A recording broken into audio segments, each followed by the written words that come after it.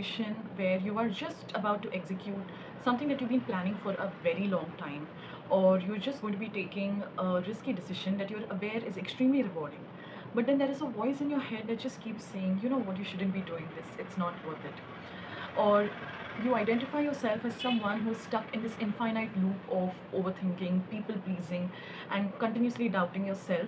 And there are these voices in your head that are speaking different things continuously, and at the end of all of this, you're just left confused and without taking any action. Well, let me tell you exactly what's happening here. So, what's exactly happening here is that your mind is like a boardroom. You can call it your inner boardroom, which is similar to boardrooms that exist in companies where important decisions are being taken. So, you have a panel of important decision makers, and you have the CEO that heads the meeting, right? So, you have an internal team as well, and all of these different voices in your head, well, that's your internal team, and your mind, your inner boardroom. So, today we're going to learn how to identify all of these different voices, probably give them a seat at this boardroom, and have to hear and how to listen to what each voice is saying, and also how to strengthen your inner CEO, which is nothing but the wiser and emotionally intelligent self that actually leads with clarity. So let's now meet all of these different internal members in your internal team. That is basically all the different voices that exist in your head. Let's start with the first one. The first one here is the inner critic. So each and every one of us has a voice in our head, which is the inner critic, which continuously criticizes us, is completely harsh, judgmental, keeps us from failing, but at the same time does implant a seed of self doubt. So basically, when someone is experiencing the imposter syndrome, that you're not good enough for this, and you're going to fail at this, that is nothing but your inner critic.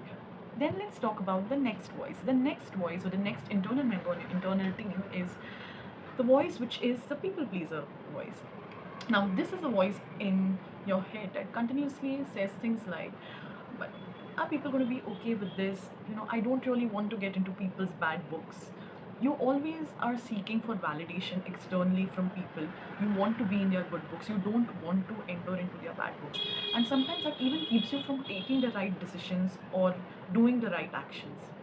Then the next voice, or the next internal member on this internal team of yours, is the visionary.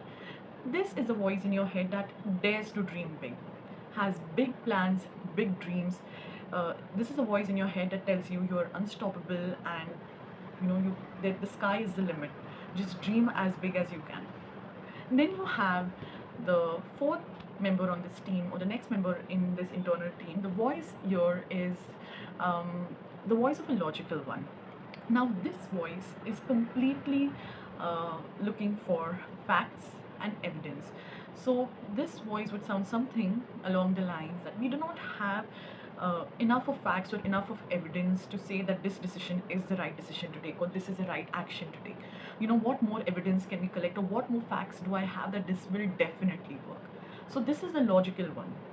Then the next voice, or the next member on this internal team, would be the saboteur. Well, this is the voice that always tells you to play safe.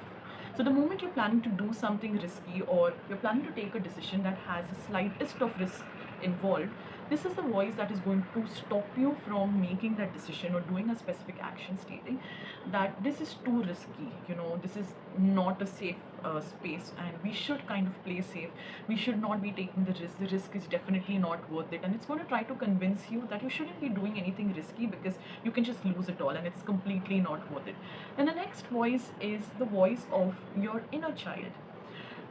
This could sum up to all of the experiences that you've had in your past. This is a very emotional voice. So, if you're supposed to be taking an action, or you're about to be doing something that as a child you failed at, or you were told by people around you that you're not really good at doing and you should not be doing this specific thing, well, that is the voice of your inner child. And then the last voice over here is the most important, or this last member in your internal team is the most important one. This is the wise mentor. Okay, so this is the voice, you can also call it the inner CEO, that basically takes the wisest decision, leads with clarity, knows exactly what is the right thing to be done or the right decision to be taken. So you listen to all of these different aspects, you look at all the different perspectives, and then you take the right decision, or you do the right. So what are we going to do with all of this information? What am I going to do with this inner boardroom, learning about this inner boardroom? Well, it is such a powerful tool if you just know how to implement it. It will help you gain so much of clarity and help you take action after you've done all of that planning. And even though there are so many different voices in your head, you will be able to lead with clarity and finally take the desired actions that you've been always waiting to take. Well, so how do we go about with it? Let's start with step one. So step one is to visualize or to draw this inner boardroom physically, right? So you can either choose to draw or just visualize it. Okay, what does this inner boardroom look like? So whenever you are in a situation where all of these different voices are there in your head and every voice is saying a very different thing and you're left confused, visualize this inner boardroom. Now the next step is to ask yourself certain questions, right? Who all are present in this boardroom? Who are the different internal members present? Are all of the internal members that I mentioned before present? Or it could just be 2 to 3 voices present here, right?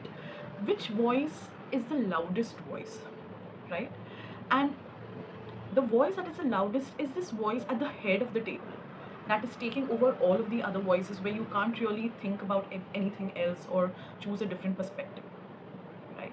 Now, after you have answered all these questions, you should also ask yourself a very important question: that is the wise mentor or the wise voice present in this boardroom, right? Now, after you have answered all of these questions, we go to step three, where we are going to give every voice or every internal member in this inner boardroom a chance to speak.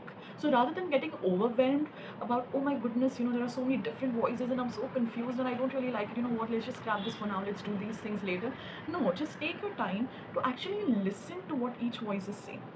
Okay, and then we go to the final step, where you actually let this wise mentor voice, or you can say your inner CEO, take the best decision. So this is how important knowing about the inner boardroom is, because it can actually help you not get overwhelmed by all of those different voices in your head, get confused, procrastinate, taking important actions. So I hope this video about the inner boardroom does help you. If it has helped you and you learned something new, then just you can like this video or put a comment in the comment section telling me which part of this video you really liked or has you know helped you.